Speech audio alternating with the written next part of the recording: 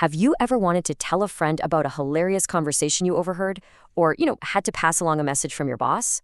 Well, that's exactly what we're diving into today, reported speech in Portuguese. And trust me, it's not just some boring grammar rule. It's the key to becoming a great storyteller.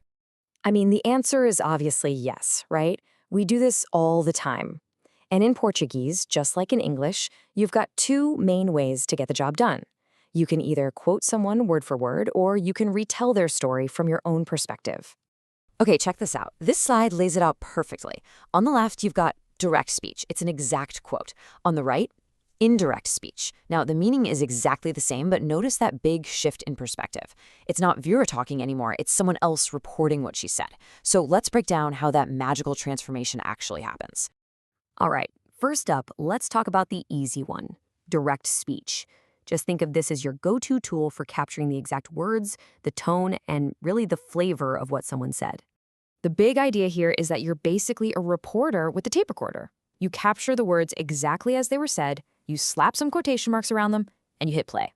No editing, no changing things around. It is a perfect one-to-one copy. And here is a fantastic example. The seller asks, "Além disto, o que mais deseja?" Or, "Besides this, what else do you want?" We're hearing her exact words, just as if we were standing right there in the market with her. It's simple, it's clear, and it's totally direct. Okay, now let's get into the more flexible and, honestly, the more common way we share conversations, indirect speech. This is where you put down that tape recorder and you pick up a storyteller's pen. You are now the narrator. So with indirect speech, you're not just a recording device anymore. You are interpreting something that happened in the past from your own point of view, right now. You're telling a story about what was said. And because time has passed, and you're probably in a different place, a few key things have to change. Remember the seller's direct question? Well, look how it's transformed here. The seller asked Vera if she wanted anything else. The quotation marks are gone, and her question has just become part of the narrative. So, the big question is, what are the rules for making these kinds of changes? Now, this might seem a little complicated at first, but honestly, all the grammar tweaks you need to make fall into three super simple logical categories. Think of this as your complete toolkit for turning any direct quote into an awesome indirect report. These are the three fundamental shifts you have got to get your head around: perspective, time, and place. Once you really get the logic behind these three, you can transform pretty much any sentence you want. So let's break them down one by one. So first up is the perspective shift. And the logic is super simple. If someone says, "I want this," you can't report it later and say, "I want this," right? You have to say, "He wanted this." And why is that? Because you are no longer in the conversation. You're an outsider reporting on it. So all the pronouns like I and you, they naturally shift to the third person, like he or she.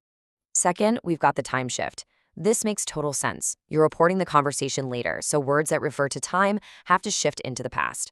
Today becomes that day. Tomorrow becomes the next day. Next week becomes the following week. The timeline has literally moved forward, so your words have to reflect that change.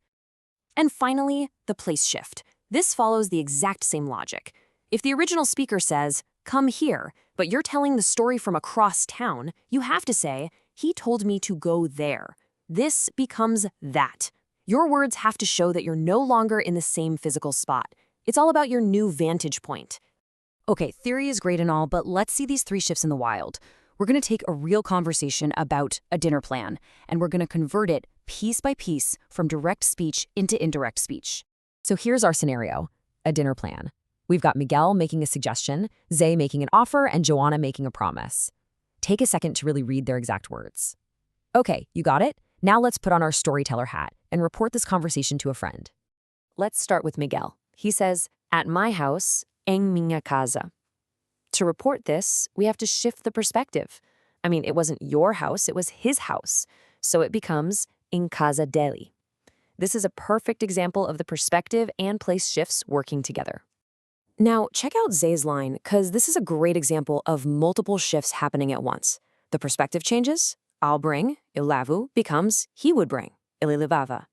And then the timeline moves back. Last month, no mês passado, becomes the previous month, no mês anterior.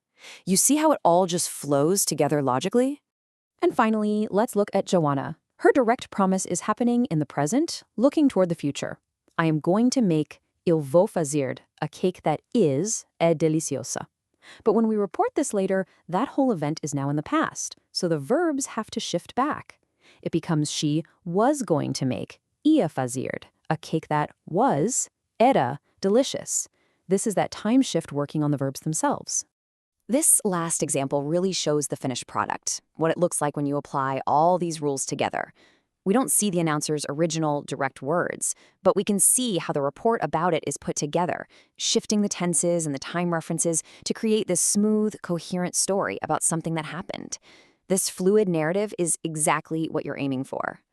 So there we have it. We've seen the two main forms of speech, and we've walked through those three key shifts: perspective, time, and place that let you move between them. Now, it's really all about putting it into practice. Look, if you remember just one thing from all this, let it be this. This is not about memorizing a bunch of grammar tables. It's about understanding your role. Are you a camera, just capturing a moment exactly as it happened? Or are you a storyteller, weaving that moment into a bigger story? Once you know which role you're playing, the right grammar just starts to feel natural. So that's the real question, isn't it? Every single conversation you have or you overhear today is a new chance to practice. Just think about a chat you had this morning and try to retell it to yourself using indirect speech. That is how you get great at this. Now go find a story to tell.